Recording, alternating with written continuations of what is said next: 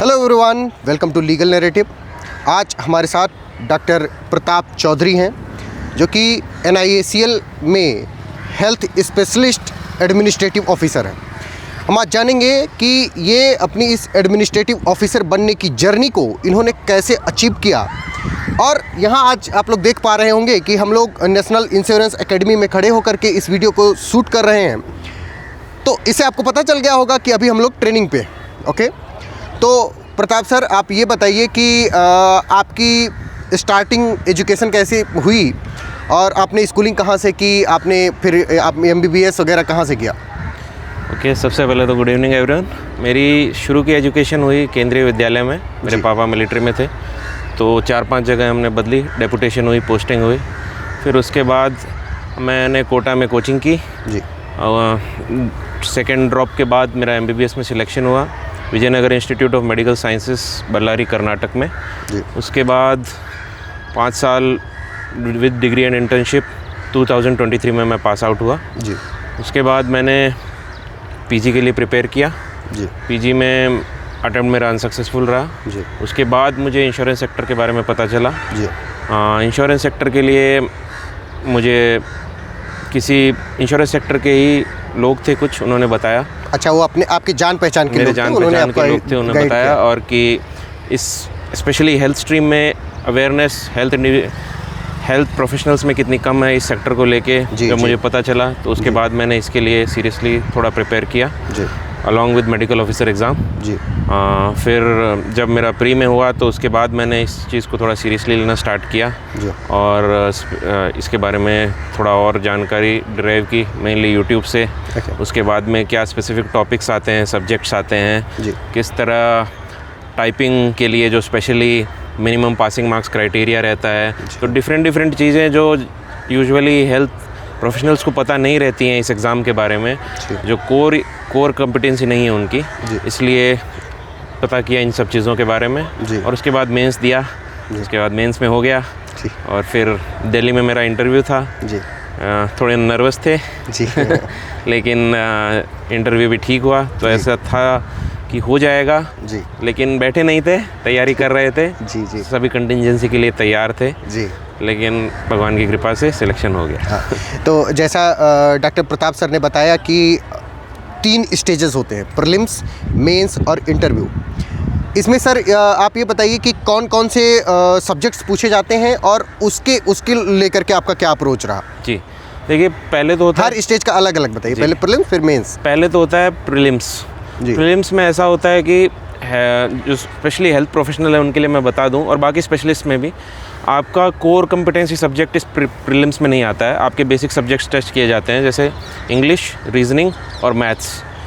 आप उसमें pass out होंगे, मेरिट में आएंगे, तभी उसके बाद आपको मेंस में एंट्री मिलती है। मेंस में 5 सब्जेक्ट्स रहते हैं। 40 मार्क्स हेल्थ आपका जो मेन सब्जेक्ट है, 40 marks English, 40 marks maths, 40 marks reasoning and 40 marks general knowledge. General awareness होती है, नॉलेज कम होता है, जनरल अवेयरनेस ज़्यादा होती है। Current affair type. हाँ, करंट अफेयर्स, वो भी जनरल अवेयरनेस इंश्योरेंस सेक्टर से रिलेटेड ज़्यादा होता है। जैसे आप कह सकते हैं 40 मार्क्स का आएगा तो 30 marks related to insurance general awareness ही आता है, बाकी 10 मार्क्स इन जनरल स्पोर्ट्स, थोड़ा पॉलिटिक्स और हेल्थ अपडेट्स उसके बारे में से आ सकता है जी। सर ये बताइए कि जब आप प्रीलिम्स की तैयारी कर रहे थे या मेंस की तैयारी कर रहे थे, तो जैसे आपने बताया कि आपने प्रीलिम्स के लिए कोई स्पेशलाइज्ड तैयारी नहीं की थी। नहीं, लेकिन अगर स्पेशलाइज्ड तैयारी नहीं की तो जो तैयारी की थोड़ी बहुत, वो आपका क्या अप्रोच रहा? आपने कैसे तैयारी की, आपने कैसे सेग्रीगेट किया कि आपको इन टॉपिक पर फोकस करना चाहिए जिससे हमारा प्रीलिम्स क्लियर हो जाएगा? जी, तो पहले तो आप देखिए, सबसे पहले आपको देखना पड़ता है कि आपकी जो स्पेशलिस्ट स्ट्रीम है, आप जनरलिस्ट हैं या स्ट्रीम में कौन से हैं। फिर उसके बाद आप 3-4 पिछले एग्ज़ाम्स का कट ऑफ एनालाइज़ कीजिए जी। उस हिसाब से आपको एक ट्रेंड का पता चल जाएगा कि आपको कितने मार्क्स स्कोर करने हैं सेफ जोन में रहने के लिए जी। उसके बाद जब प्रीलिम्स में 3 सब्जेक्ट्स आते हैं, तो जैसे हेल्थ प्रोफेशनल्स का मैथ्स या रीजनिंग उतना स्ट्रॉन्ग नहीं रहता, तो आपको कोशिश करनी है कि 30 मार्क्स की जो इंग्लिश आती है उसमें आप परफेक्ट या नियर परफेक्ट हो जाएं जी, तो बेटर रहेगा। और इंग्लिश आती भी इजी है, प्रीलिम्स में इतनी हार्ड नहीं आती है जी। उसके बाद मैथ्स और रीजनिंग में प्रीलिम्स के लिए आप बेसिक पढ़िए, शुरू में बेसिक पढ़िए, क्योंकि प्रीलिम्स में बेसिक ही आता है। और अटेम्प्ट किसी क्वेश्चन पे अटकिए मत, मतलब स्टक हो जाएंगे तो टाइम वेस्ट रहता है और चला जाएगा। अगर आपको रीजनिंग और मैथ्स में कोई क्वेश्चन नहीं आ रहा है, नेक्स्ट क्वेश्चन पे जाइए, नेक्स्ट क्वेश्चन पे जाइए, क्योंकि इजी क्वेश्चंस टफ क्वेश्चंस के बीच में दबा दिए जाते हैं। तो अगर आप उनको जल्दी अटैम्प्ट कर लेंगे फर्स्ट राउंड में, तो मेरी स्ट्रीम की तो मैं कह सकता हूँ कि कोई कट ऑफ क्लियर हो जाएगी। कट ऑफ क्लियर हो जाएगी। यानी कि डॉक्टर प्रताप सर कह रहे हैं कि आपको उन ट्रैप क्वेश्चंस में नहीं फंसना है जो इसीलिए डाले ही जाते हैं कि आपका टाइम बर्बाद कर दिया जाए। क्यों? क्योंकि वो 20 मिनट का और 30 मिनट का ऐसे टाइम ड्यूरेशन होता है, उसी में आपको सारे क्वेश्चन सॉल्व करने होते हैं। अगर आप ट्रैप क्वेश्चन में फंस गए तो आपका टाइम खत्म हो जाएगा, आपको पता भी नहीं चलेगा। इस चीज़ को कि आप ट्रैप क्वेश्चन में ना फंसें, इसके लिए ही मॉक टेस्ट की प्रैक्टिस करनी होती है। मॉक टेस्ट की प्रैक्टिस कैसे करोगे? और सर आपने कुछ मॉक टेस्ट कभी प्रैक्टिस किया कि नहीं किया, और वो क्या कैसे किया, कहाँ से किया? प्रीलिम्स के बाद मैंने जब मेरा प्रीलिम्स में हुआ तो मैंने इस चीज़ को थोड़ा और सीरियसली लिया। उसके बाद फर्दर एनालाइज़ किया कि क्या हो सकता है। तो उसके बाद मैंने कोचिंग ली थी जी, नॉर्मल कोचिंग ही थी, ऑलिव बोर्ड करके है जी, ऑनलाइन इंश्योरेंस एग्ज़ाम्स की, और ये पेड नहीं है। मैंने सचमुच ऑलिव बोर्ड से ही की थी, तो मुझे कोई पैसा नहीं दे रहे हैं वो, तो ऑलिव बोर्ड से की थी। और उसमें वो लोग specific subject wise mock test रहते हैं जी, टोटल ड्यूरेशन के भी मॉक टेस्ट रहते हैं, तो उसकी थोड़ी हेल्प ली थी, स्पेशली जनरल अवेयरनेस में और मैथ्स और रीजनिंग के लिए। इंग्लिश का मुझे इतनी तकलीफ़ नहीं थी और मेरा कोर कम्पिटेंसी हेल्थ है, तो मैं तैयारी कर ही रहा था पोस्ट ग्रेजुएशन और मेडिकल ऑफिसर के लिए, तो उसके लिए मैंने अलग से कोई कोचिंग नहीं की जी। लेकिन हाँ, मैथ्स और रीजनिंग के लिए थोड़ा आपने गाइडेंस लिया, वो लेवल पे गाइडेंस मॉक टेस्ट टाइप का था, वो आपने ऑलिव बोर्ड से चाहिए और गाइडेंस भी थोड़ा चाहिए होता है जी। हम आपको ये भी बताते चलें कि जो रीजनिंग है, मैथ है, जीके जीएस है, या लीगल स्पेशलिस्ट का है, अब तो खैर हम लोग सारे फील्ड में स्प्रेड कर रहे हैं, चाहे वो आईटी हो, चाहे वो हेल्थ हो। लीगल तो अपना ऑटोमेटिक था ही लीगल नैरेटिव के उस पर। अगर आपको करना है with life time validity, coaching की तरह से ये नहीं कि साल भर की, 6 महीने की, या एक एग्ज़ाम तक की वैलिडिटी नहीं, life time validity. Once a legal narrative always a legal narrative. एक बार आप ज्वाइन करोगे, जब तक आपको नौकरी दिला नहीं देंगे तब तक आपकी वैलिडिटी रहेगी, पहली चीज़। अच्छा सर, आप ये बताइए कि आपने अपने हेल्थ वाले जो सब्जेक्ट्स थे, जो मेडिकल साइंस के जो भी सब्जेक्ट थे, उनको कैसे अप्रोच किया, और उनमें कौन कौन से इंपॉर्टेंट टॉपिक्स वगैरह, अगर आप कुछ हमारे बच्चों को गाइड कर सकें, हमारे व्यूअर्स को गाइड कर सकें?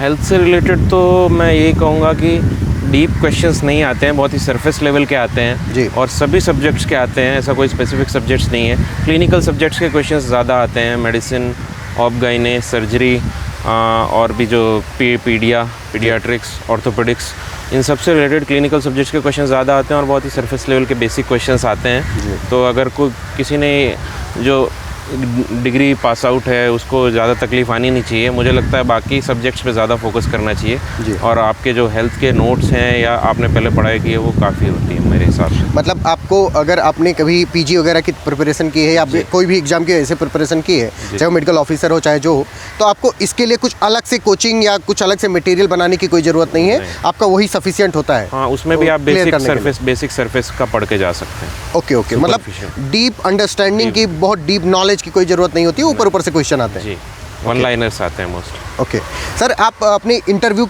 का कुछ एक्सपीरियंस अगर शेयर करना चाहें, और क्या अप्रोच आपने रखा, क्योंकि आप मतलब सेलेक्ट हुए हैं और आप अभी एकेडमी में भी खड़े हैं, तो आप अगर कुछ अपने इंटरव्यू का एक्सपीरियंस दे सकें और ये बता सकें कि कैसे अप्रोच किया जाए इंटरव्यू को, ये बता दीजिए सर। इंटरव्यू के लिए मैंने कोई अलग से तैयारी नहीं की थी, कोचिंग बेस्ड तैयारी तो की थी, कोचिंग बेस्ड कोई तैयारी नहीं की थी। इंटरव्यू में पहले प्रीवियस जो इंटरव्यू एक्सपीरियंसेस हैं उनके बारे में मैं जाना, उनके बारे में उनको देखा, और उसी बेस पे मैंने मेनली इंश्योरेंस अवेयरनेस के लिए ज़्यादा प्रिपेयर किया, और क्वेश्चंस इंश्योरेंस और आपकी जो कोर कम्पिटेंसी है, आपका जो कोर सब्जेक्ट है, उसी से रिलेटेड पूछे जाते हैं जी। और मेनली मुझे लगता नहीं वो आपका वहाँ पे नॉलेज टेस्ट कर रहे होते हैं जी। वहाँ पे जितना मुझे अपने 10-12 मिनट के इंटरव्यू में लगा, वो आपका टेम्परामेंट चेक कर रहे होते हैं जी। और कोई ना कोई क्वेश्चन वो ज़रूर ऐसा पूछेंगे जिसमें आप फंसें, और आपका रिएक्शन चेक किया जाता है मोस्टली, ताकि आपका टेम्परामेंट चेक किया जा सके, क्योंकि नॉलेज मेरे हिसाब से प्रीलिम्स और मेंस में वो लोग चेक कर चुके हैं जी। तो सर का यही कहना है कि इंटरव्यू के लिए आप नॉलेज तो खैर पर्सनालिटी का हिस्सा है ही, लेकिन आप नॉलेज के साथ साथ अपनी पर्सनालिटी पर काम करिए। पर्सनालिटी में सिर्फ नॉलेज नहीं आता है, पर्सनालिटी में आता है कि आपका टेम्परामेंट कैसा है। आपको अगर कोई प्रोवोक करता है तो आप ईजिली प्रोवोक हो जाते हो कि नहीं हो जाते हो, आप कैसे कूल एंड काम मेंटेन करके आप कैसे रेशनल डिसीजन लेते हो, इन सारी चीज़ों का ध्यान रखते हुए और तब आपको इंटरव्यू बोर्ड को फेस करना है। अगर आप ऐसा करोगे तो आप भी जैसे सर मुस्कुराते हुए नेशनल इंश्योरेंस एकेडमी में खड़े होकर के कृपा शंकर पांडे को, लीगल नैरेटिव को इंटरव्यू दे रहे हैं, आपको भी ये सौभाग्य प्राप्त होगा कि आप हमारे साथ खड़े होकर के आप इंटरव्यू देंगे। और इसी नोट के साथ मैं थैंक यू बोलना चाहता हूँ। Thank you so much sir and to all the viewers. Thank you.